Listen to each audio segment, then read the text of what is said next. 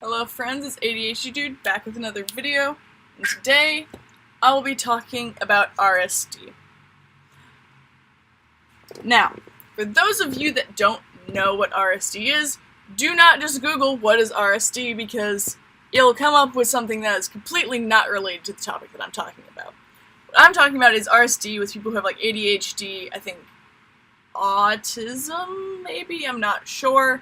I don't have any experience in that, but I googled what is RSD ADHD, and I went to WebMD because it seems vaguely trustworthy in things. And it's what is rejection sensitive dysphoria. I'm just going to read part of the article. I'm going to talk about like my own experiences with things. ADHD makes it harder to focus, pay attention, and stay still. Most people who have ADHD are also very sensitive to what other people think or say about them. This is sometimes called rejection-sensitive dysphoria, RSD. Dysphoria comes from a Greek word that means hard to bear.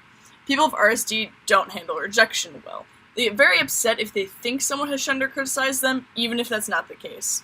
And up to 99% of teens and adults in the US with ADHD are more sensitive than usual to rejection, and nearly 1 in 3 say it's the hardest part of living with ADHD.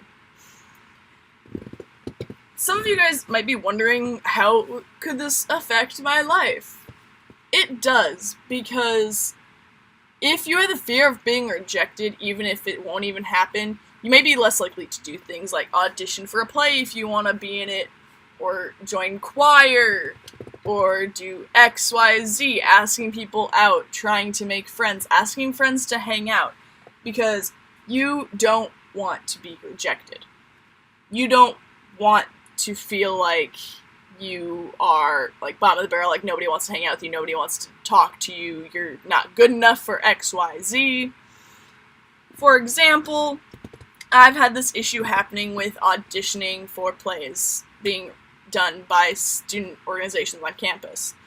I have auditioned for many this semester because I can't in the fall do marching band. I can only do theater in the spring. And I've auditioned for probably about 4 or 5 shows, I think. And I've only actually gotten a part in one of them, and that's because they were like 33 people max that they could take. And I got a part in one of the scenes. And so, that's great, but I auditioned for Julius Caesar, the charity show, Love Life, which I got into, and I auditioned for Rosencrantz and Guildenstern Are Dead. So, I think that means I auditioned for about 4 things so far, and I've gotten into one of them. And I always end up trying to keep my hopes from getting too high, because that just sets me up for pain. But it's hard not to get your hopes up. You want to be cast. You want to be a part of the thing. And so then, when I got rejected those 3 times, it hurt. And it just kind of kicked my depression into a bit of overdrive, and I didn't really want to do anything, and I was just very self-deprecating and sad. Half the time I honestly cried. No shame in crying. Crying is a great way to show emotion.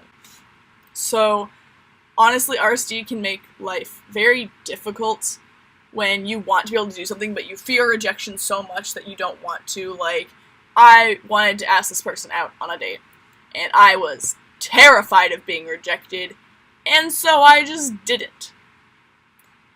And so I never had the potential to be able to date that person because I cannot, tell people that I like them because I'm terrified of being rejected and terrified of losing them as a friend and just scared of all the bad things that could happen. And so it goes on to talk about how it can affect your life, and then it talks about some signs and symptoms. So, people with RSD may be easily embarrassed, get very angry or have an emotional outburst when they feel like someone has hurt or rejected them, set high standards for themselves they often can't meet. Example, getting a lead role in a show. That's not going to happen, but I still have hopes, and then I get disappointed when I don't. Have low self-esteem, feel anxious, especially in social settings, have problems with relationships, stay away from social situations and withdraw from other people, feel like a failure because they haven't lived up to other people's expectations, and sometimes think about hurting themselves. But it's also, all these symptoms are common in other disorders, and it goes on to give 6 examples of things that these are also could be symptoms of. So it may not be that you have RSD, it could be that you have bipolar disorder, borderline personality disorder, PTSD, OCD, depression, or social phobia. And honestly, you never know, so I wouldn't suggest, like, going, oh, I have this. Like, because of this, I have, like, bipolar depression. I suggest, if possible, go to, like, a psychiatrist or your GP and try to get diagnosed, because that way you can get treatment and they can help you and try to figure out what plan is best for you in your life and getting better, or doing what you need to do in order to be able to improve your life. So, they say that doctors believe that the genes are passed down, like, genetically for RSD, and then serious trauma can make it worse.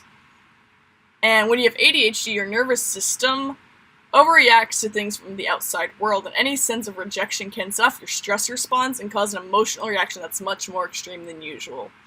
For example, not getting cast in a show and then crying and being depressed. That's a fair example here. Sometimes the criticism or rejection is imagined, but not always. ADHD researchers estimate that by age 12, children with ADHD get 20,000 more negative messages about themselves than other kids their age, and all that criticism can take a real toll on their self-esteem. Like, I always had people comment about how I was so hyperactive. Like, I was always bouncing, like, talking a mile a minute, going. I had to be doing something, so I cannot just sit there and listen to these shit because I get bored. I got in trouble for doodling in class, I got in trouble for, like, doing other stuff in class, but I was paying attention, I was absorbing the material, just that they were not a fan of the fact that I was not paying attention, and so that always kind of sucked. And then it goes on to tell you how it can be treated, and how therapy can help. So, honestly, rejection-sensitive dysphoria is just not a fun time, because you know that, oh, this isn't a big deal, or, oh, there's, like, a minuscule chance that this bad thing will happen. But your RSD kicks in, and it makes you terrified. It stresses you out so much that you don't want to do it, or you just don't even want to attempt. You don't want to leave your room. You just want to stay in bed and do nothing all day. Because that was how I felt after getting the cast list last night for Rosencrantz and Guildenstern Are Dead. And I did not get a part, and my friends that were both over, also waiting for the cast list, both got in, so I just kind of spiraled downward a bit, and I was sad, and both of them asked me if I wanted a hug, and I'm just like, no, because then I will cry. And I did not want to cry, because I already cried whenever I didn't get into Julius Caesar. And I also auditioned for 1984, that's another one, so 5. Didn't get into 1984 either, but my roommate did, so good for her. I'm very happy for her. I'm very proud of her. I think that she's going to have a great time in it. It just sucks, because you already think that you're not good enough for, oh, asking out that guy or girl, or getting a part, or being in choir, or getting a solo, or dancing in public, or doing all these things that other people don't have much second thought about or get a lot less stressed about. You end up feeling things a lot more and kind of having bigger lows whenever something bad happens and you feel rejected. You just can go from, like, here to here in, like, no time flat. Honestly, if somebody that you know has RSD, just don't be mean to them about it, because sometimes they can't control the emotions that come with these responses to certain things happening. And it's not their fault. You need to try to be calm and understanding and try to help them rather than just contributing to the problem that's already at hand. So, that's about it for this video. I hope you guys all have a great day, and I will see you later.